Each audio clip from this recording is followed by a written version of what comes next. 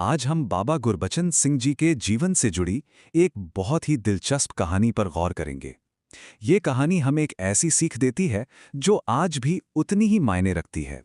अक्सर ये सवाल उठता है कि क्या आध्यात्मिकता और परिवार इन दोनों को एक साथ साधा जा सकता है। ये एक बहुत बड़ी चुनौती लगती है ना। खैर, बाबा गुरबचन सिंह जी के जीवन की एक कहानी है जो इस चुनौती को देखने का एक बिल्कुल ही अलग नजरिया देती है। तो चलिए कहानी में चलते हैं। बात है करीब 1963 की, दिल्ली की कालकाजी कॉलोनी की।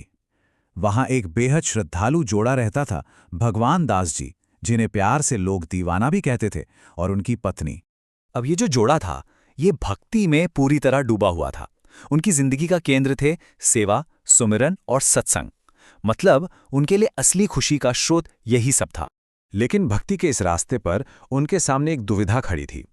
उन्हें लगता था कि अगर वो अपने छोटे बच्चों को सत्संग में साथ ले गए तो बच्चों की जो चंचलता है, उनका नटखट स्वभाव, वह सत्संग की शांति में खलल डालेगा। तो उन्होंने इसका एक हल निकाला। जब भी वो रात को सत्संग के लिए जाते तो अपने छोटे छोटे बच्चों को घर पर ही छोड़ जाते थे और बाहर से ताला लगा देते थे। पर हुआ क्या, अकेले बच्चे घर में खूब शोर मचाते और इससे आस पड़ोस के लोगों को काफी परेशानी होने लगी। और फिर कहानी में एक मोड़ आता है। उन्हीं दिनों बाबा गुरबचन सिंह जी ने कालकाजी में खुले मैदान में एक बड़ा सत्संग रखा और बस यहीं पर सब कुछ बदलने वाला था। सत्संग पूरा हुआ, प्रवचन खत्म हुए और धीरे धीरे सब लोग जाने लगे।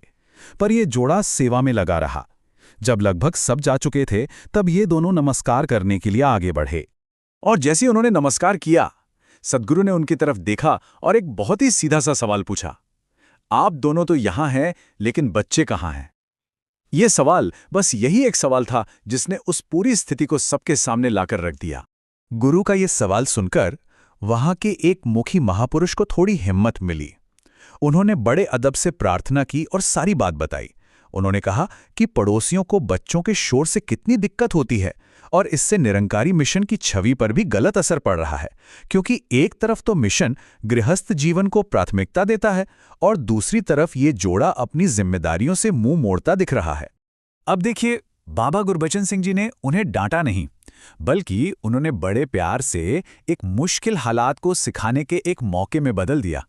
उन्होंने दीवाना जी से कहा, घर जाओ और बच्चों को भी नमस्कार के लिए ले आओ। और वो सिर्फ इतना कहकर रुके नहीं, वो वहीं खड़े होकर बच्चों के आने का इंतजार करने लगे। सोचिए, उन्होंने इंतजार किया और जब तक बच्चे आते, उन्होंने उनकी मां को समझाया। उन्होंने कहा, बच्चे तो गीली मिट्टी की तरह होते हैं, इन्हें जिस सांचे में ढालोगे ढल जाएंगे।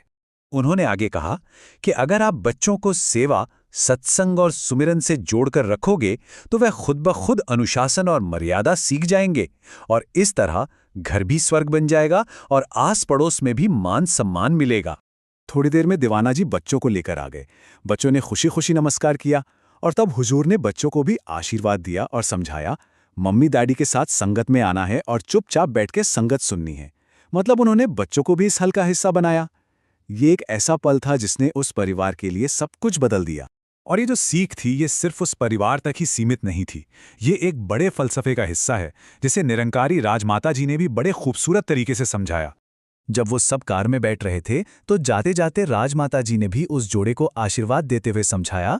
उन्होंने कहा, निरंकारी वही होता है जो अपना लोक सुखी और परलोक सुहेला करे।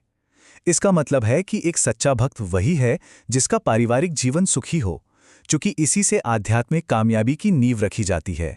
तो परिवार को साथ लेकर चलने वाली आध्यात्मिकता की ये जो बात है, ये कोई एक बार की सीख नहीं थी। असल में ये संत निरंकारी मिशन के दर्शन का एक बहुत ही मजबूत आधार है। अगर हम मिशन की वंशावली को देखें, बाबा बूटा सिंह जी से लेकर बाबा अवतार सिंह जी, फिर बाबा गुरबचन सिंह जी और उनके बाद बाबा हरदेव सिंह जी तक, तो ये साफ दिखता है कि प्रेम, शांति और परिवार को साथ लेकर चलने की ये जो मूल्य हैं, इन्हें हर पीढ़ी ने आगे बढ़ाया है। तो इस पूरी कहानी से टेक अवे क्या है?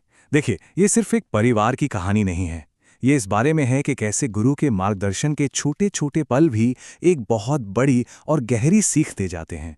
तो सोचने वाली बात यह है कि गुरु की ऐसी छोटी छोटी दिखने वाली शिक्षाओं का हमारे अपने जीवन में क्या महत्व हो सकता है।